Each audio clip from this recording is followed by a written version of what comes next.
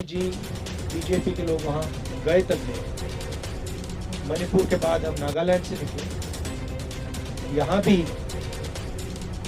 एक कमिटमेंट किया गया था, प्रधानमंत्री ने नागालैंड के लोगों से कमिटमेंट किया था, उस कमिटमेंट को भी पूरा नहीं किया। बहुजन क्रांति और बहुजन नायकों को समर्पित दलित दस्तक का 2024 का शानदार बहुजन कैलेंडर आ चुका है। कैलेंडर छोटे और बड़े दोनों साइजों में उपलब्ध है। बुकिंग के लिए दिए गए नंबर पर व्हाट्सएप करें या ईमेल करें। थोक में ऑर्डर करने पर मिलेगी आकर्षक छूट। आप सबका यहाँ बहुत बहुत स्वागत। पिछले साल हमारी भारत जोड़ो यात्रा थी। कन्याकुमारी से हम कश्मीर चले और काफी इम्पैक्टफुल ऐतिहासिक यात्रा रही। उसके बाद काफी लोगों ने हमें कहा कि कन्याकुमारी से कश्मीर अगर यात्रा की है तो वेस्ट से ईस्ट या ईस्ट से वेस्ट भी होनी चाहिए, और काफी सजेशंस आए। तो एंड में कांग्रेस पार्टी ने डिसीजन लिया कि हमें ईस्ट से वेस्ट यात्रा करनी चाहिए। ये यात्रा न्याय यात्रा है, भारत जोड़ो न्याय यात्रा। इसका लक्ष्य सामाजिक न्याय, आर्थिक न्याय, राजनीतिक न्याय का है, मुद्दे उठाने का है। मणिपुर में हमने ये यात्रा शुरू की। इसके पीछे सोच थी क्योंकि मणिपुर के साथ बहुत भारी अन्याय हुआ है। पहली बार हिंदुस्तान की स्टेट में महीनों के लिए हिंसा चल रही है और प्रधानमंत्री जी, बीजेपी के लोग वहां गए तक नहीं है। मणिपुर के बाद हम नागालैंड से निकले। यहां भी एक कमिटमेंट किया गया था, प्रधानमंत्री ने नागालैंड के लोगों से कमिटमेंट किया था, उस कमिटमेंट को भी पूरा नहीं किया गया जो एग्रीमेंट था।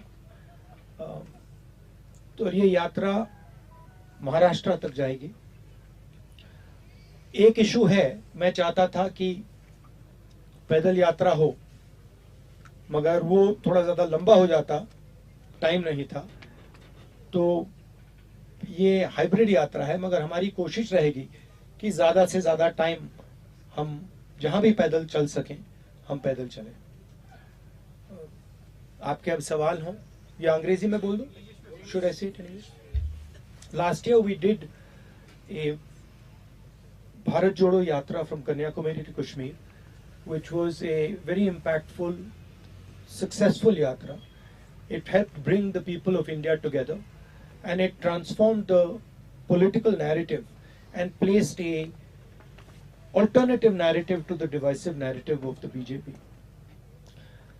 We've decided to do a similar yatra from east to west. We decided to start in Manipur because of the tragedy that has taken place there, the loss of life, loss of property, violence, and of course the fact that the Prime Minister has not even cared to visit the state, which I think is a sad and shameful affair.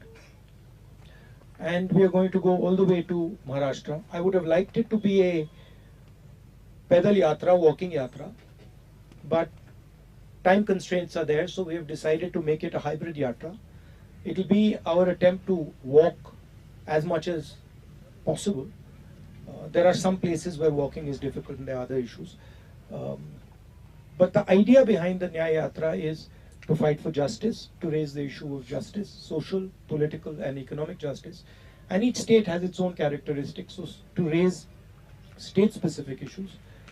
Nagaland itself had been given a commitment by the Prime Minister 9 years ago, which has been broken, which has not been completed. And that is something that many people in Nagaland have told us, mentioned to us, that look, the Prime Minister had committed certain things to us and nothing has been done. So that is the idea.